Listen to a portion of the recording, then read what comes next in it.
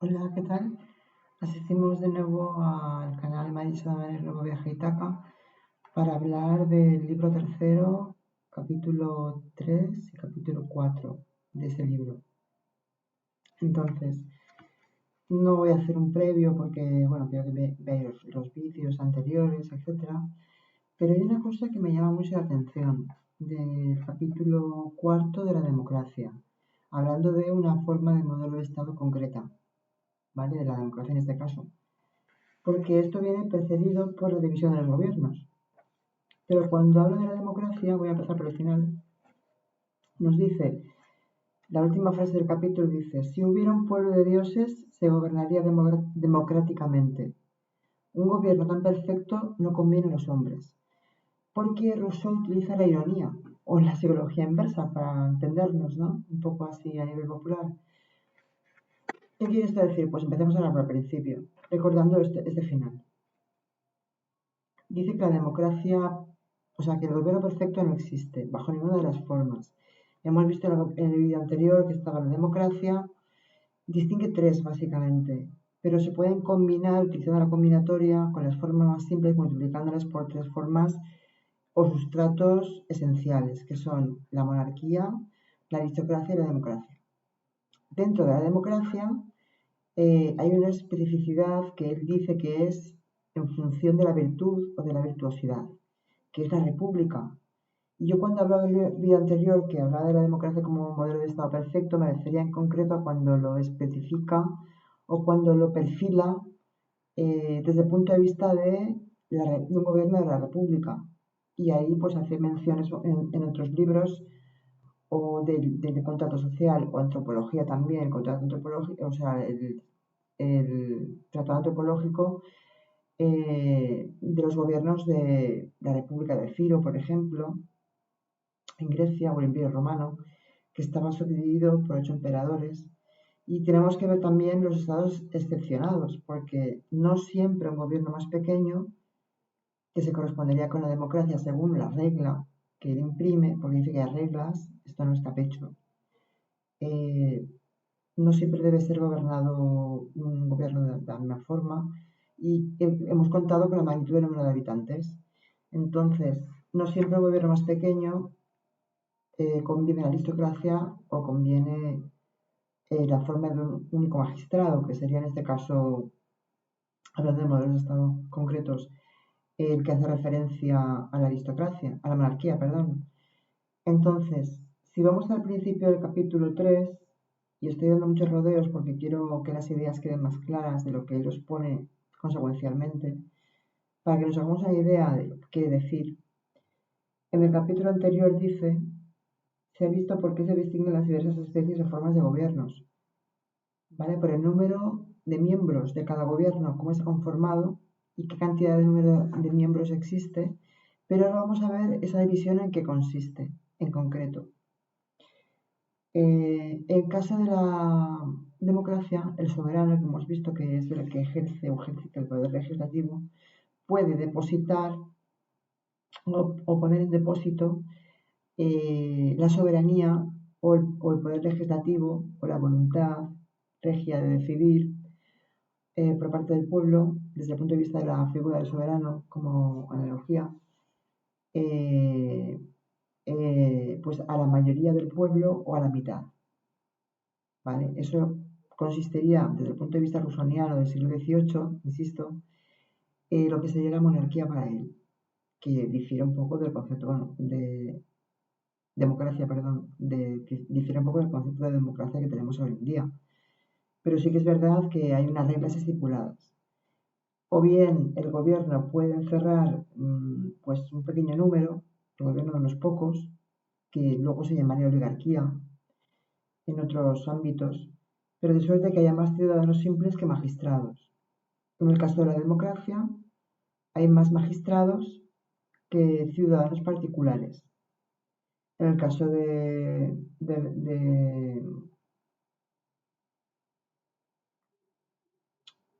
el segundo caso, perdón, que estoy leyendo, que sería el de la aristocracia, que son los dos modelos más frecuentes, más o menos, en función del número de habitantes de cada país o ciudad o civilización son los más comunes, pero se pueden combinar, como hemos dicho antes, se pueden haber gobiernos mixtos y multiplicarse por formas simples, tanto como al número de habitantes tenga un país. La aristocracia consiste en que haya más ciudadanos simples que magistrados. Y finalmente puede concentrar todo el gobierno en manos de un solo magistrado, que sería el caso de la monarquía, ¿vale?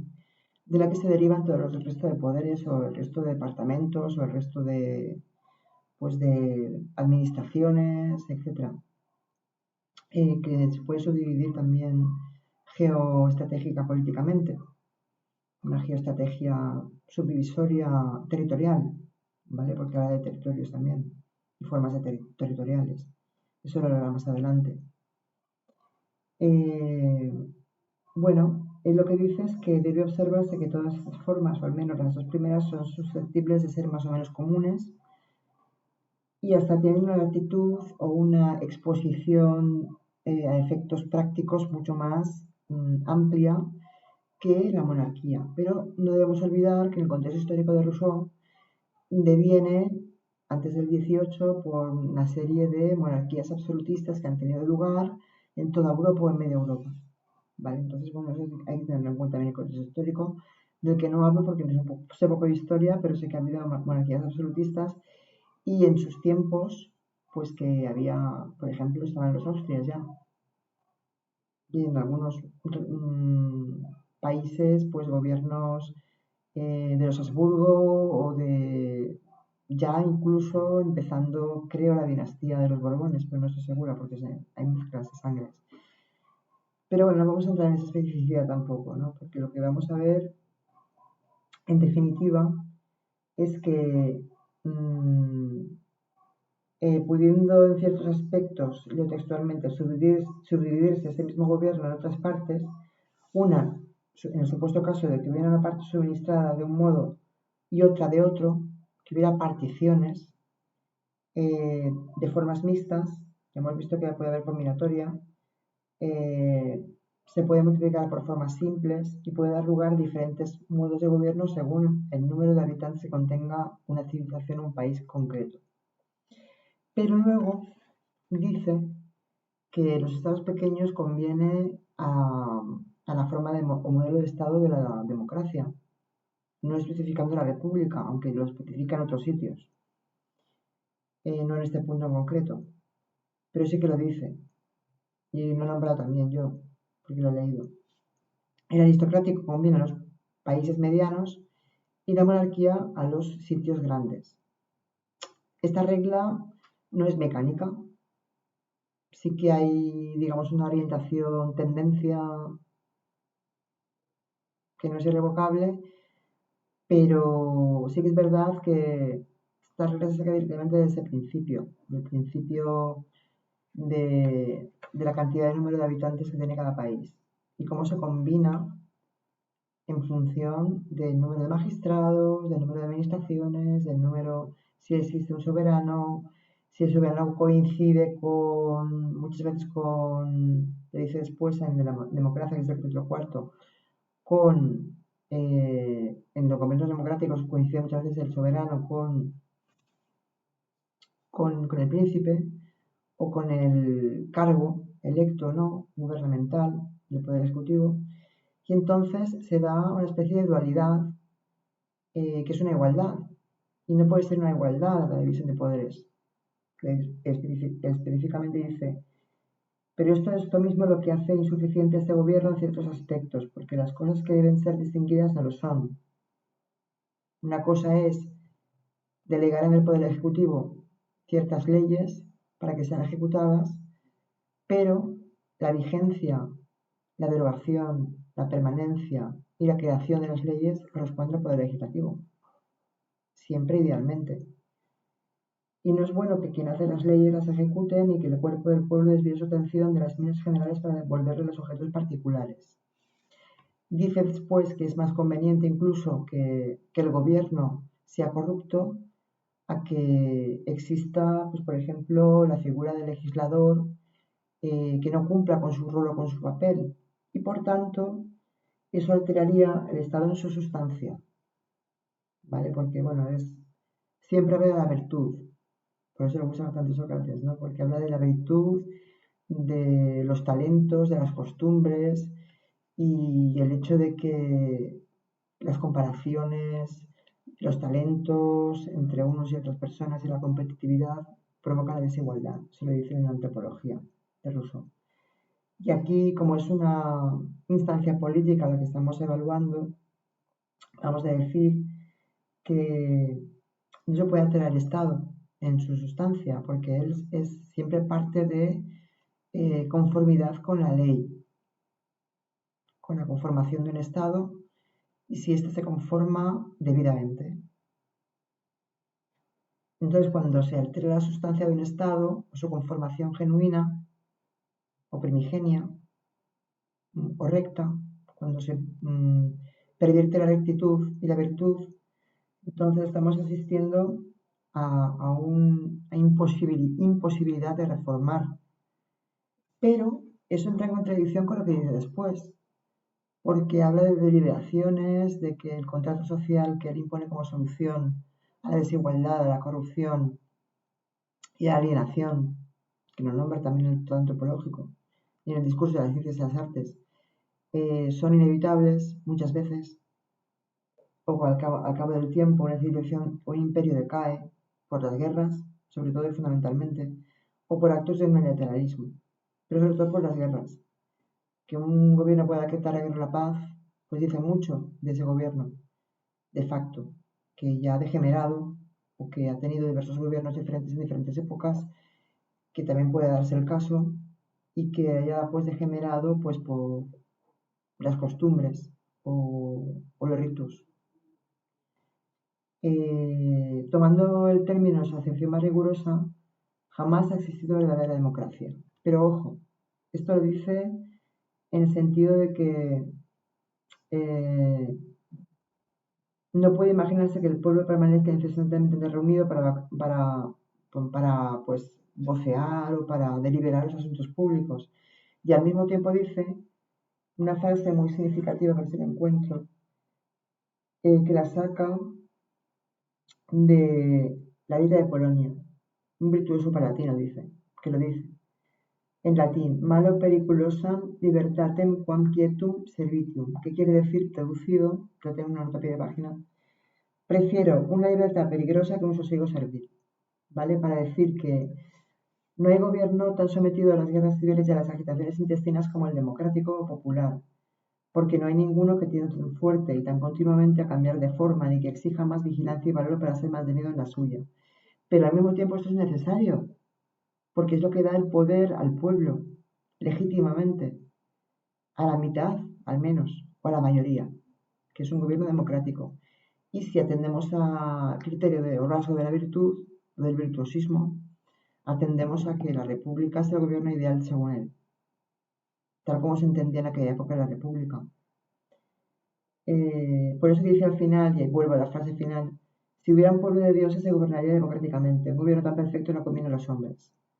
No hay ningún gobierno perfecto y hay tantas especificidades, combinatorias, multiplicaciones, diversas formas esenciales que son tres, combinadas con las simples, que se pueden dar en cuanto relaciona al número de habitantes con la subdivisión territorial, la subdivisión administrativa, la económica, social, política, etcétera, que, que no se pueden dar reglas taxativas o coercitivas para definir esto.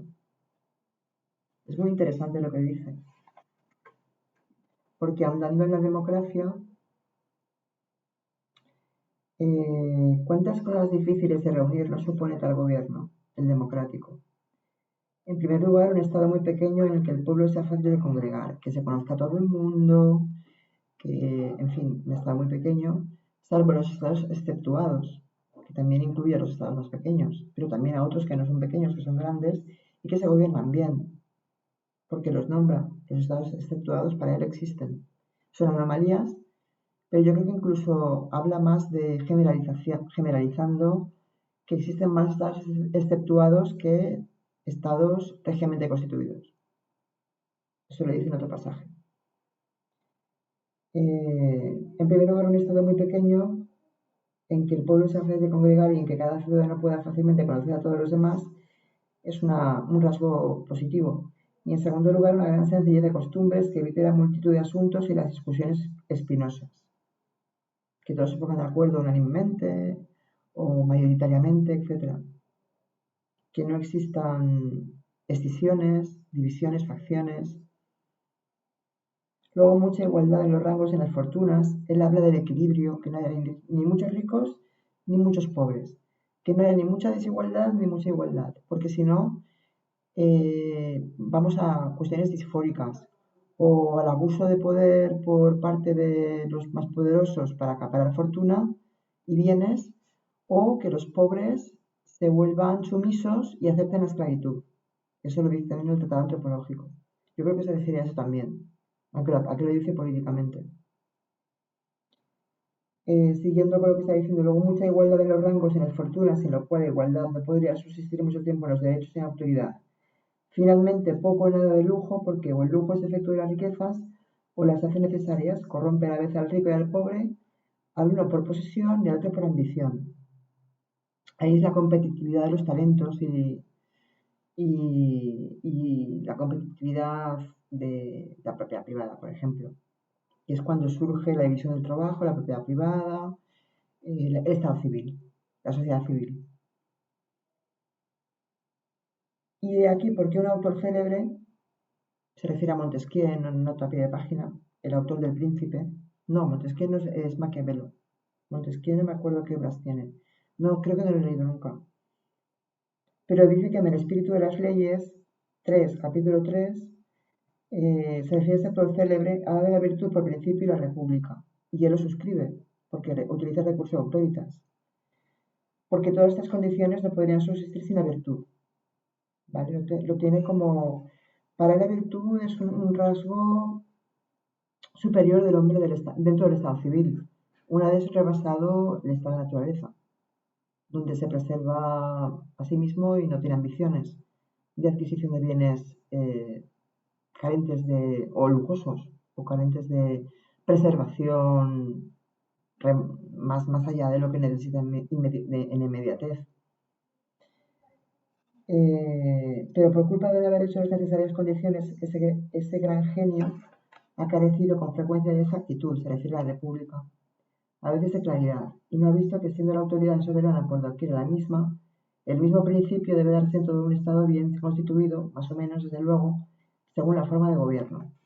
Entonces dependerá también de las circunstancias de las que hacía referencia en el capítulo segundo, circunstancias adicionales que tiene un país, muchas veces motivado por la fuerza moral, ¿vale? Que no se puede cuantificar a efectos numéricos. Y yo creo que ya luego ya pasaríamos a la aristocracia, en concreto, específicamente, que es el capítulo quinto, capítulo 6 de la monarquía, lo que ya hablaremos. Y bueno, luego en los demás capítulos que ya os imprimí verbalmente en un anterior vídeo. Por ejemplo, que cualquier forma de gobierno no es idónea para cualquier país.